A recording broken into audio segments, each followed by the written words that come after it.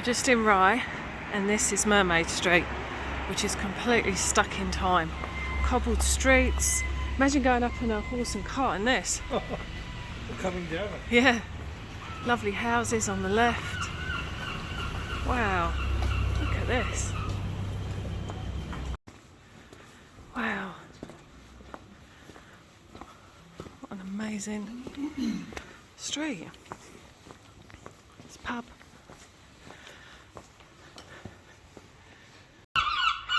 Seagulls are very noisy. Excuse the seagulls. Is Lamb House. Henry James, the author, lived here from 1898 to 1916. It's National Trust and it's not open at the moment.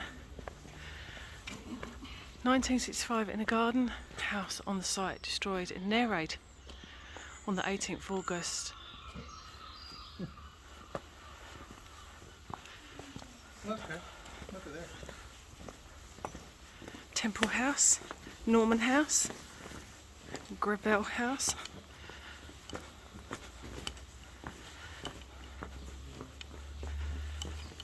Wow, that chimney's got some issues.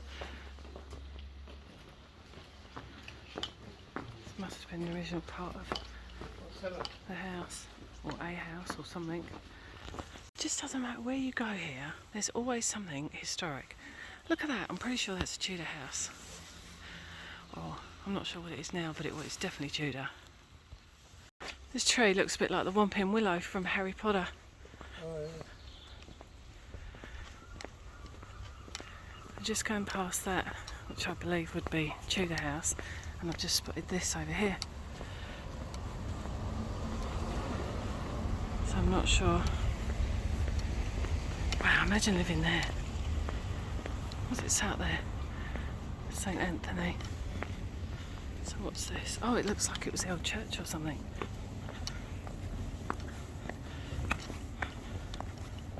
It's a house now. That's amazing. All the cobbled streets still. This place is called Church Square because it's a square around the church. I love the fact that our ancestors were quite pragmatic about names. Oh, there's a church, this is square, let's call it Church Square. I love that. And no trip would be complete without us seeing the castle. So we are at... Oh, it's not open. Bugger. Oh well, I'll just look around the outside. Well, the castle's closed, but this is... I'm not sure how to spell it. Ypres Castle. So this is another one that was built to defend Rye Harbour. Somewhere over there is Canberra. Unfortunately, everything's closed because it is March. And it's raining again. It's raining again. Strange contraption. Not sure what it is.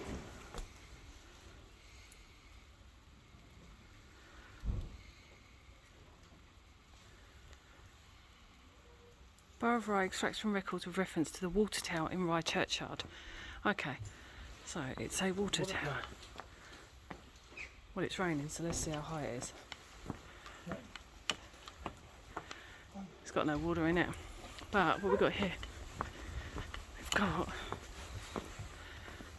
the old pump. Wow. That's where the water come out. Yeah. This is the pump here. Oldest pub in Rye, circa 1390. How cute is that? It's called the Old Bell. Geez, the whole of Rye is so picturesque. There's a Tudor house there.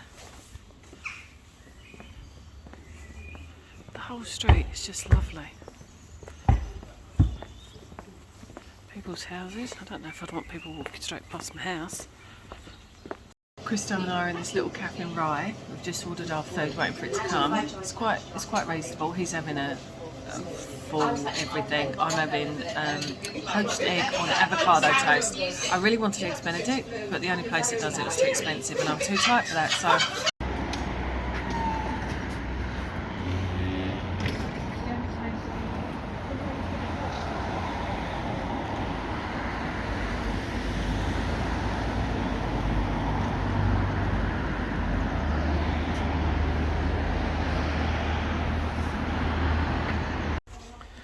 Okay, we are at Battle Abbey. So this is where the battle took place in 1066 for the oh, there's a school over there. This is the gatehouse to the Abbey.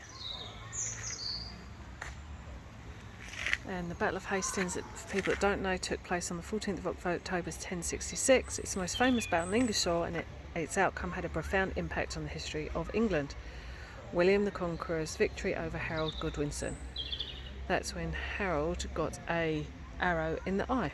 So the gatehouse was the main entrance for visitors as well as for merchants, and it was started at the beginning of the 100 Years' War in 1338 and was capable of being lightly defended. Substantial traces of the early 11th and 12th century gatehouse survive in the range in front of you to the left of the entrance. Oh wow, we'll go down there and have a look.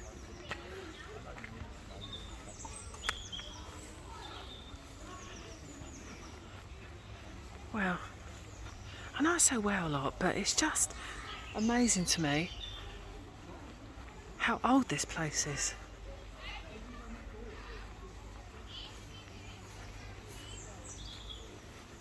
The size of those walls, they're so thick.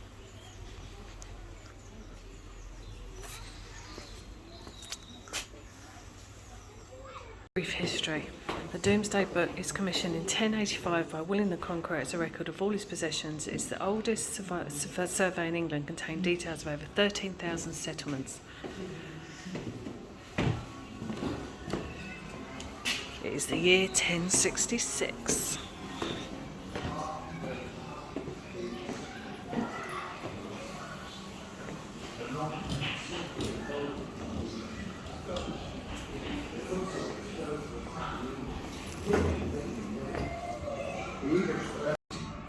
Both the foot soldiers and the Breton knights on the left wing turned tail.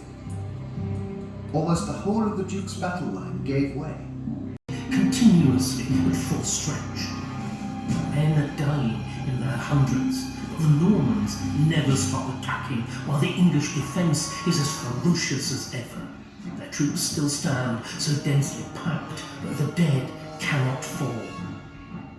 In an age when a large town has a population of perhaps 2,500 people.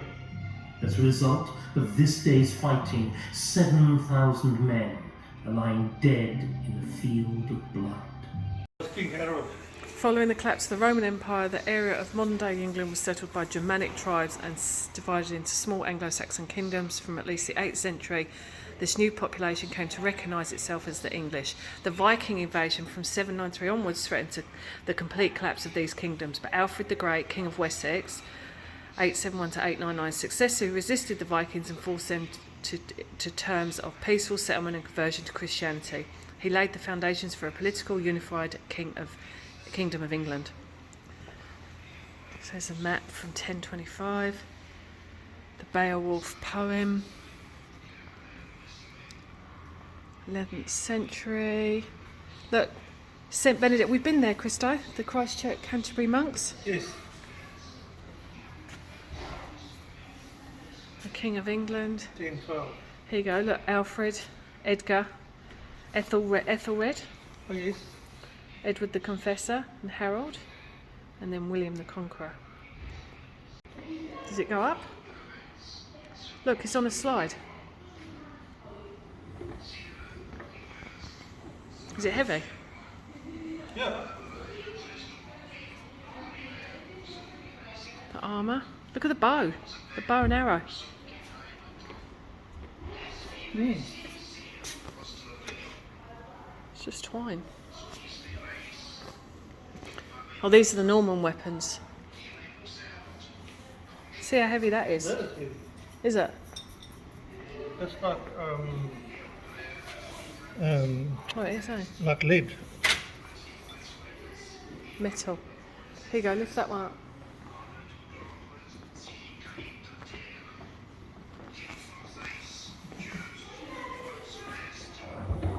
Is that heavy? It's probably heavy because of the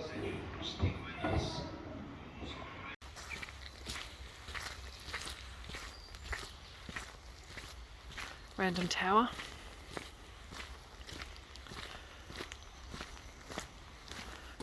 Early on the autumn morning, two great armies were preparing to fight for the throne of England. Do you want to go around the battlefield? It'd be rude not to. Battlefield. This is the battlefield walk. You got I think we found a relative of Christo's.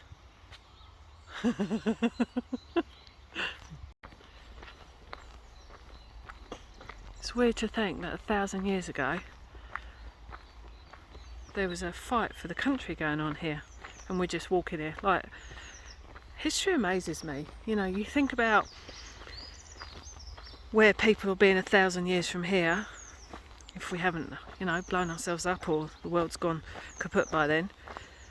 And 1,000 years ago, when William the Conqueror was fighting for this area and Harold was trying to maintain it, I wonder if they gave any thought to the future and what their legacy will be.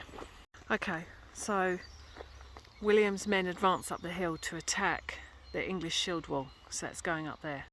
Try and imagine what it must be like to be in full chainmail, carrying weaponry and running up and down this hill. Man, they must have been super fit in them days.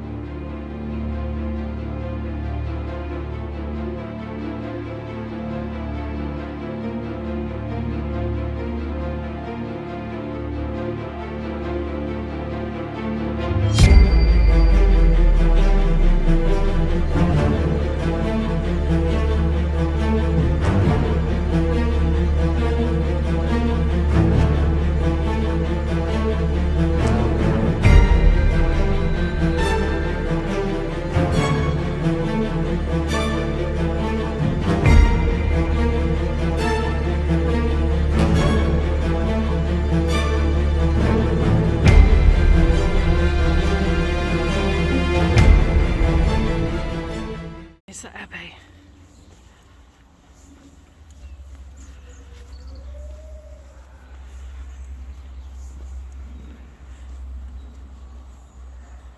Got massively thick walls all around it. Oh, there's loads of kids screaming in there.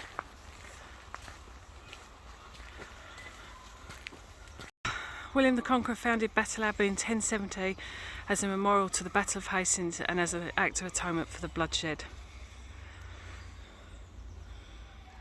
Like Hagrid's hut from Harry Potter. These buildings contain the dormitory and the monastic latrines.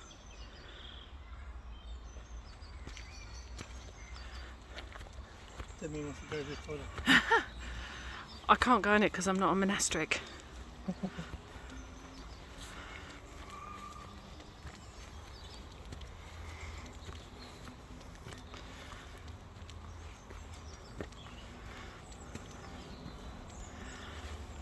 Oops.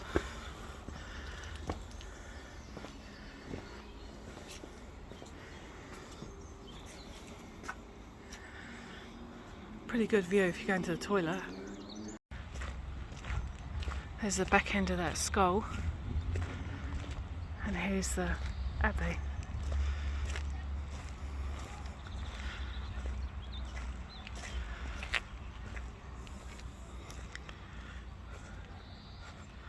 The spot that Christo's standing in marks the spot where Harold died in the evening of 1066.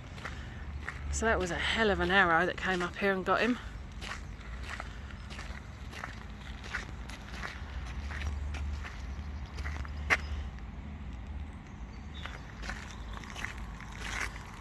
Oh, how'd you get into them?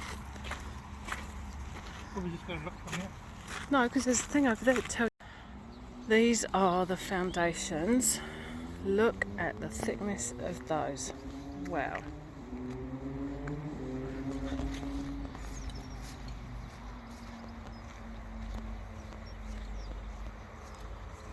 Wow, wow, wow. This is a lot bigger than you think from down the bottom. Wow, when you say a long drop in New Zealand, this really is a long drop. That's probably about, I don't know, about 10, 15 metres down. That's a long drop. A lot of shit can go in there.